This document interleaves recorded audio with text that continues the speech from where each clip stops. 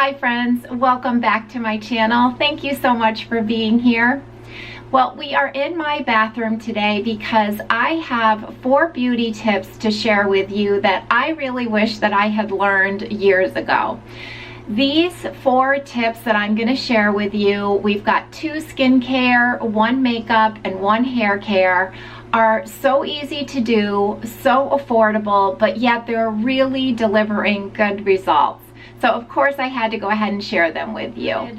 So the first tip I wanted to share with you is related to skincare. And I have been doing this for about 6 months now, and I do have to say that many of you have made some comments on some videos recently that you have followed me for years, and yet you think my skin looks better now than it did when you first started to follow me. And I have to say thank you. It's so incredibly kind to read comments like that. And I think that this one thing that I have been doing for 6 months, it does play a part in that I feel my skin is looking pretty good, being that I'm 57 and I'm much older than when I started my channel. So I'm excited to share this with you because, like I said, it's so easy, really affordable, but yet this is really delivering some great results to my skin. And especially for you dry skin ladies out there, I think you're really gonna love this. Now, the skincare tip or hack that I have recently learned is called a couple of different things. Over on TikTok, they are calling this skin flooding. But this is also something that has been done in Korean skincare routines for a while now. And over there, they call it the 7 skin method. So in a nutshell, what this entails is that you are layering hydrating toners or essences and using quite a few of them at the beginning of your skincare routine. And I do this in my nighttime skincare routine. And it really just plumps up your skin, increases the hydration of your skin. When your skin is damp, it is then absorbing those actives even better. So it really has just, I think, benefited my skin so much since I have started doing this. So now I am going to show you exactly what I do for this skin flooding or the 7 skin method. Alright friends, so I have started my nighttime skincare routine. I have removed my makeup, washed my face, and I am ready to share with you the skin flooding or the 7 skin method that I have been doing for about 6 months that is really helping my skin to look the best. And what I have truly found that this routine is helpful for is that if you do happen to use Retin-A, this really helps to reduce the irritation, to reduce the dryness, so that you can really get all the good benefits from Retin-A without all the Retin-A uglies, as they call it. So let me show you what I do. So I am going to put a picture up over here of what kind of my current lineup is of toners that I'm choosing from, but I'll also link below some that I don't have currently on hand, but that I have used and loved.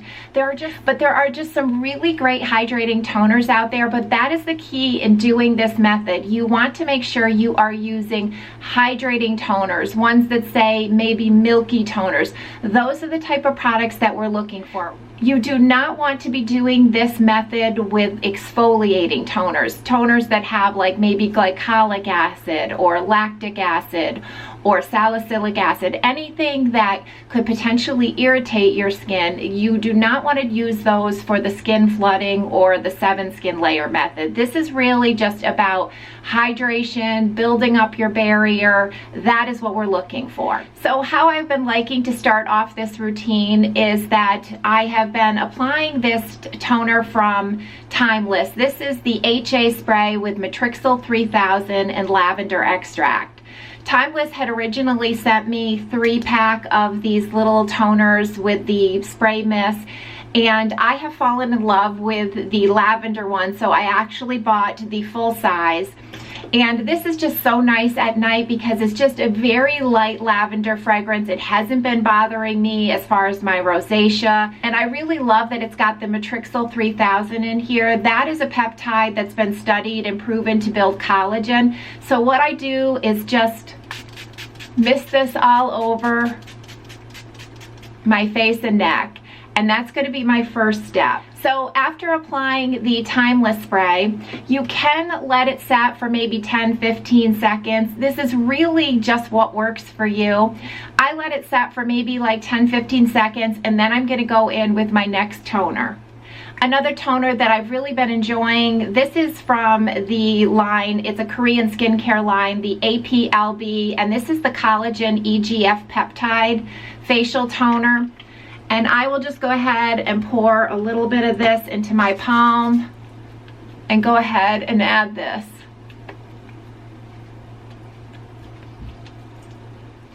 Then I might go ahead and add a little bit of the CeraVe. This is the hydrating toner. I'll sprinkle a little of this in my hand. Go ahead and pat this in. This is a really great toner as well. Now this one is a new addition to my routine. This was actually sent to me from Stylovana, and this toner is amazing. This is the Tier Milk Skin Toner, and this is actually really like a thicker texture. So if I am doing this, I like this one to be like my last step because it does feel almost serum-like. I don't know if you can see that milky texture, but this one feels so nice and just really, like I said, is a real combination of like a toner and a serum because it does feel thicker on your skin. But there's no fragrance.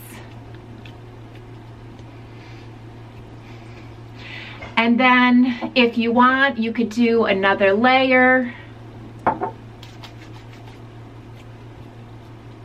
But tonight I think this is all that I need right now for just like a base layer to give me really good hydration before I apply my Retin-A, and it really seems to bring down any irritation, any dryness.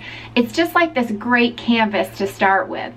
And I'll get a little bit close so you can just kind of see it just really plumps out your skin. It just feels so good. I have just been loving this method and what it is doing for my skin. So I just love this method of layering hydrating toners, the skin flooding, the 7 skin method, whatever you want to call it. But it really is just such a great way to boost up hydration. It really plumps out your skin. It makes your skin look better. And I'm just finding it has helped so much with the Retin-A, irritation. It's just a really great base to add those other actives, just that kind of cushions your skin and keeps it from getting irritated. Now, I showed you layering different toners because I like to have choices, but you could do this with simply one toner. You could pick your favorite and you could layer a couple layers of the CeraVe. It's however you want to do it, whatever works for your skin, and that's what I really love so much about this method, is that it's so adaptable to what you need, what you want to do, what you like to use. But I cannot stress enough that I have seen just such an improvement in my skin and since doing this for the last 6 months or so.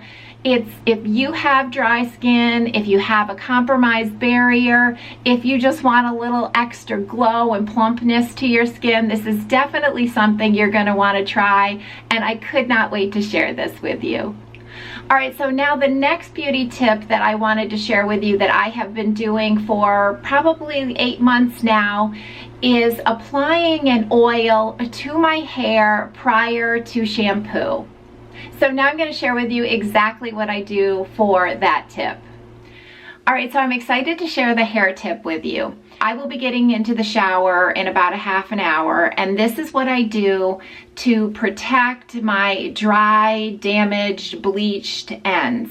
And I learned this from Abby Young, who also has a YouTube channel, and I am going to link her channel below. She has amazing hair content. Yes, she is a lot younger, but she is also a certified trichologist, and when you see her with her extremely long, gorgeous hair, obviously she knows what she's doing because the proof is on her head.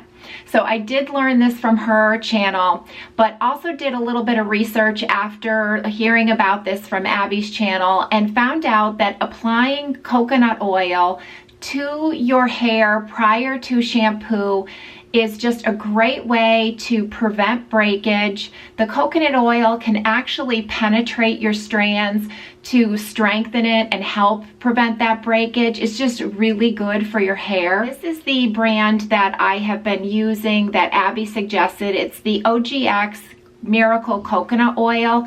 So this is extremely affordable. I think though what I am going to try when I finish this is that OGX makes a spray version of the coconut oil that Abby says is just a little bit lighter and might be better for finer hair. This has been working for me, but I would say from listening to Abby, I think if you've got thicker, coarser hair, this is probably the one that you would definitely want. And I will be trying, I'll leave a picture of the one that I'm going to be trying next over here. But they're obviously super affordable, but this has really been helping the health of my hair. And I just wanted to show you how easy it is to do. So what I do is just take a little bit in my palm, not very much, and I just rub it between my hands, and then I'm just going to go over just the ends. Because I have really fine thin hair, I don't want to put the oil up near my scalp, which people do, but I'm afraid that it would just be weighing my fine thin hair down just a little too much. But then this is all I do, is just kind of work the oil through the ends.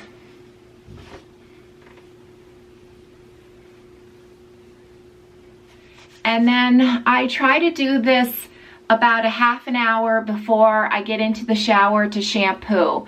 Or even some nights what I have done is, if you want to do a longer treatment to really let that coconut oil penetrate your hair, I will put this on before bed when I know I'm going to be shampooing the next morning, and I will just kind of braid my hair just to keep it off of my face.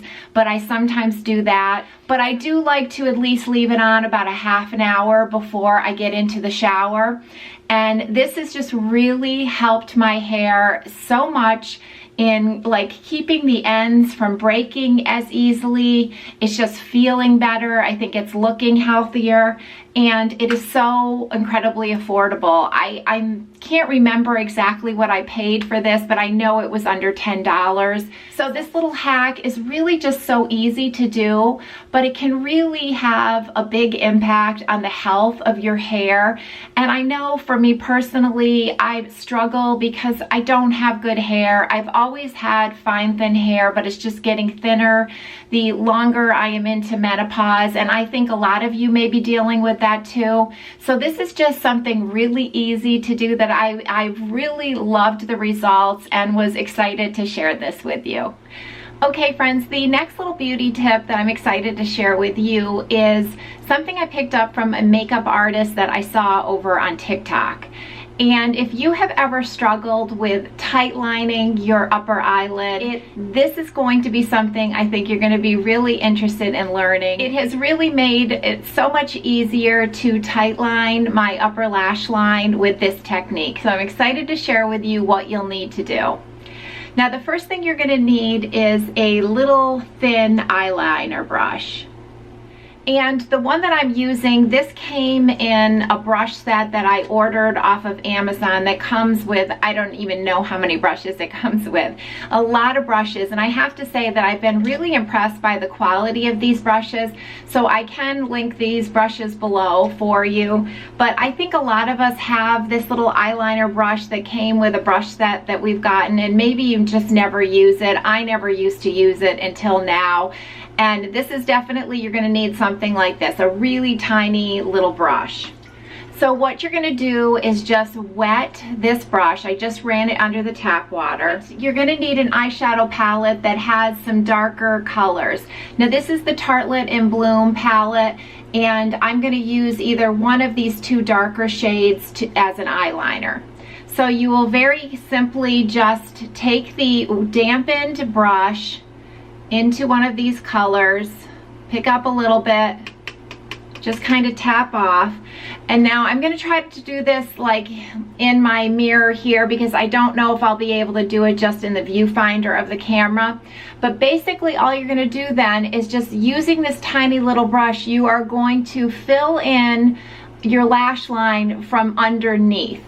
Actually, I'm going to get my magnifying mirror. This is going to make it a little bit easier for me. All right, so you're just going to take that little brush, and then I find it helpful just to kind of go from underneath, looking up, and just kind of wiggle it in between your lashes.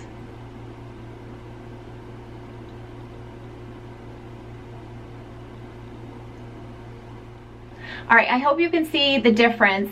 This is the eye that I just did the tight liner with the eyeshadow, and this is the eye that has nothing. Can you see the difference that makes? And what I've also found with this technique, I was worried about how this would wear. But I've been using mostly the Tartelette and Bloom palette, and these ones actually last all day long, to the point where I really have to use a Q-tip to remove this at the end of the day. So it hasn't been smudging, it's been staying. So I'm really impressed with the staying power of just using an eyeshadow for a tight line. And this technique also works really well if you wanted to line on top at your lash line. I'm just finding that using this little brush is just easier than a pencil, but yet I really like how it turns out, how it just really defines your eyes and just makes them pop a little bit more when you just have really darkened up that lash line. Since I have learned that technique of just wetting the brush and using a dark eyeshadow to tight line my eyes, I have been doing it all the time. I haven't gotten an eyeliner pencil out in probably over a month, and that says something because that's always what I used to do. But I just find this so much easier. I'm really impressed with the staying power too as well. I was worried it wasn't going to last, but it absolutely does. It's just making my makeup routine a little bit easier, and I think it really does make a difference if you tight line your upper eyes. I think it just helps your eyes to pop a little bit more, so I really love that tip. And the last tip that I wanted to share with you is skincare related. And this is a little tip in a better way to apply the sunscreen to your face and neck every day. All right, so for this beauty tip, we are talking about sunscreen application. Now, I know I follow a few dermatologists here on YouTube, and I think a lot of you do as well.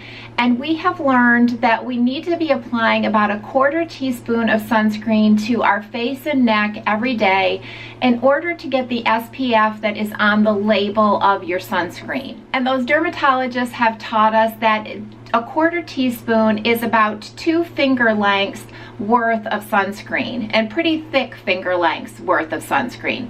That is approximately the amount that we need to be applying every day if we want to get that full protection. Now, what I used to do is that I would take my fingers and I would apply the sunscreen to the 2 finger lengths and then apply all of that onto my face and neck. I would find that it would take a lot longer for that sunscreen to really kind of sink into my skin.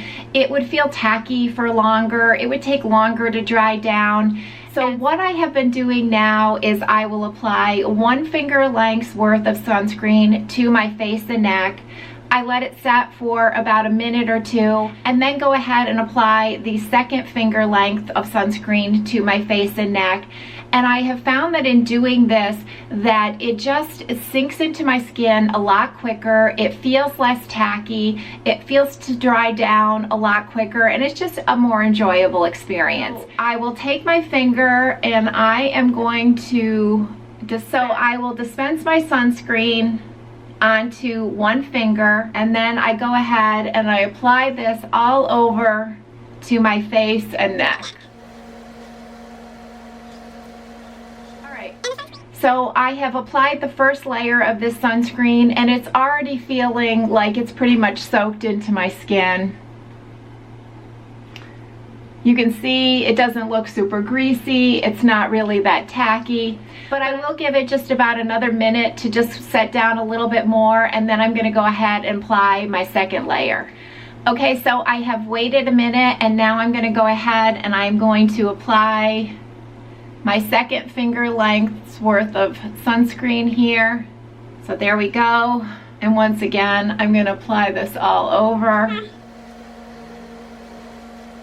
And in doing it this way, I think there's less chance that you're going to miss areas of applying sunscreen to your face and neck. So you're going to get really good coverage. And we have all heard so many times that if the only thing you're doing for an anti-aging routine is applying sunscreen every day, you are doing a good job, because the sun's rays are what is responsible for most of our aging in our skin. All right, so it looks a little bit dewy right now, but this will set down in another minute. But I still do like to give it about 10 to 15 minutes just to really form that film over my skin before applying makeup, so that I'm not disrupting any of the SPF, so that I can definitely be protected.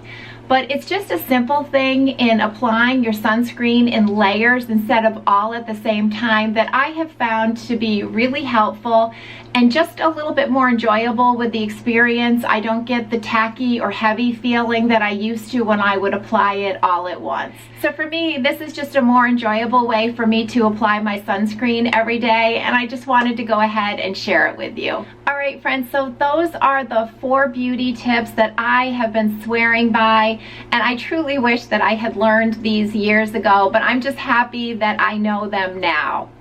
Thank you so much, friends, for taking a little bit of time out of your day to spend with me. I really do appreciate it, and I will see you all next time. Bye.